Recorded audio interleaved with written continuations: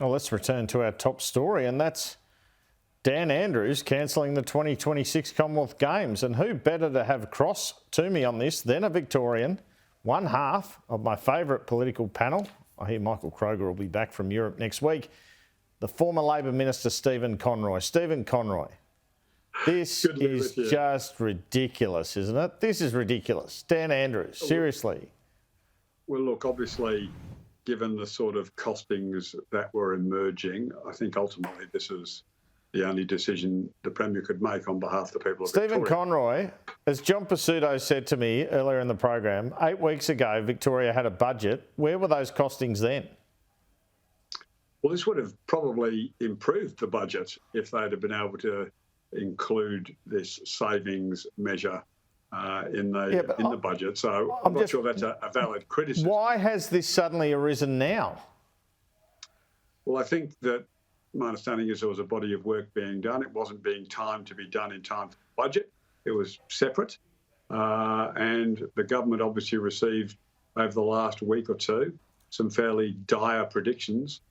I don't think they even stated earlier today that, they could guarantee a $7 billion cap. So, if you're a Victorian taxpayer who's obviously got issues in terms of the, concerns around net debt, the government's made the responsible decision. It's not going to add to the debt. It's not going to take money from hospitals and schools. It's a tough decision. There'll be a lot of very disappointed Victorians, a lot of disappointed athletes, a lot of very disappointed sporting associations. That Victoria, gave a commitment. It obviously believed it could do it for 2.6. I'm not sure that was realistic, given they wanted to take it into regional Victoria. But I think some of the potential white elephants that were going to end up being built are probably now hit the fence. And so, again, I think as awful as a decision as this has been, I think it is ultimately the right decision for Victorian taxpayers. Knowing Dan Andrews, do you reckon they polled or focus group this first? Look, I think that they're very conscious, and Tim Pallas has been battling, and Tim's a very close friend, and Tim has been doing everything he can to try and get the budget back heading towards a surplus. I think this will help. And I'm sure that it was the public or the costings that were the definitive factor. The Commonwealth Games is not as high profile as it has been in the past. It's not something that a majority of Australians or even a majority of Victorians were going to get to see a lot of live, because it was going to be spread around the regions in the way it was being planned. Well, should he have promised it in the first place then? Was that there? Well, I think that's a very, very reasonable question. I think bidding for it without having a really solid grasp, and you've got to remember, it wasn't really that they bid for it. Nobody else wanted it. So, when we talk about, what does the Commonwealth think of the Commonwealth Games? Nobody else wanted it. I understand Victoria were approached.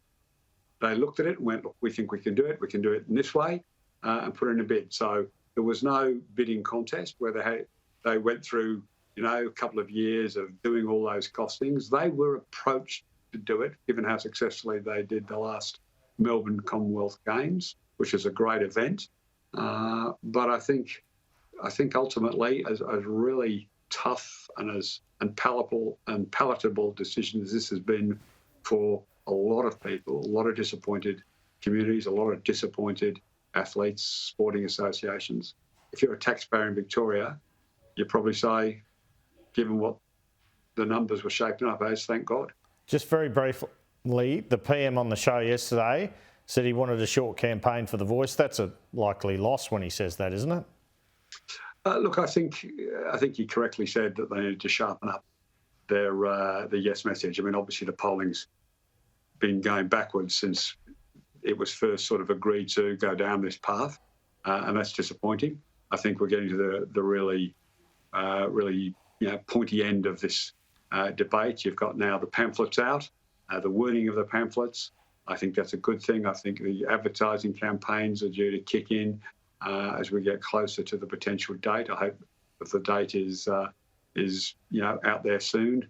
I do understand, we've all been through elections of 5, 6, 8 weeks. Thank you, Malcolm Turnbull. And I don't think anyone wants to see that. So I think a sharp focus campaign with as much information as possible over the next couple of months is the best chance that the Yes campaign have got. Stephen Conroy, thanks again for your time. See you next week. Talk. With Michael. Yeah, I wish he was here today. Anyway, thanks.